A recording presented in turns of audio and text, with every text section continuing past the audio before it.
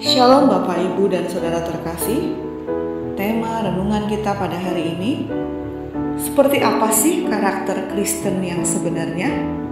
Tertulis dalam Kolose 3 ayat 12 sampai 14. Karena itu sebagai orang-orang pilihan Allah yang dikuduskan dan dikasihinya, kenakanlah belas kasihan, kemurahan, kerendahan hati, kelemah lembutan, dan kesabaran. Sabarlah kamu seorang terhadap yang lain, dan ampunilah seorang akan yang lain, apabila yang seorang menaruh dendam terhadap yang lain. Sama seperti Tuhan telah mengampuni kamu, kamu perbuat jugalah demikian. Dan di atas semuanya itu, kenakanlah kasih sebagai pengikat yang mempersatukan dan menyempurnakan. Alkisah, ada seorang penjual kuda yang menawarkan salah satu kuda spesialnya kepada seseorang. Kuda ini spesial, Pak. Dia sudah saya latih untuk menjadi kuda Kristen. Kuda Kristen? Tanya si bapak pembeli. Iya, dia kalau kita naikin dan mau jalan tinggal bilang, "Puji Tuhan." Jalan deh dia. Semakin tertarik bapak tadi dan bertanya, "Nah, terus kalau mau berhenti bagaimana caranya?"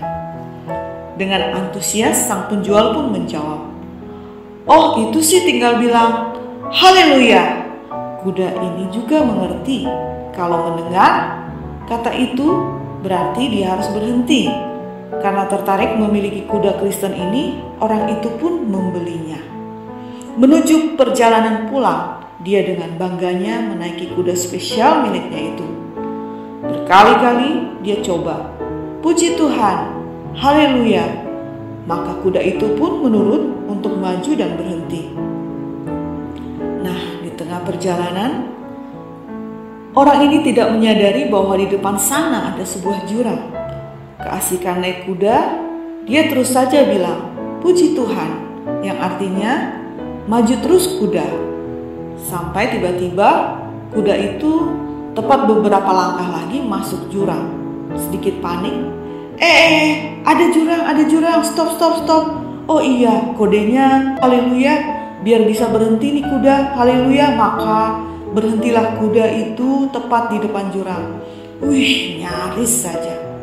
Untung saja saya ingat kodenya, biar kuda ini bisa berhenti adalah haleluya. Kemudian dengan hati bersyukur, si bapak pun berkata, "Puji Tuhan, saya masih ingat kode berhentinya." Mendengar kata puji Tuhan, kuda pun maju dan masuk jurang bersama tuan barunya itu. Menurut Bapak dan Ibu, hidup yang memuliakan Tuhan itu bagaimana sih? Sebagai manusia baru yang telah dikasihi dan diampuni, harus mempunyai belas kasihan, kemurahan, kerendahan hati, kelemah lembutan, kesabaran, dan pengampunan.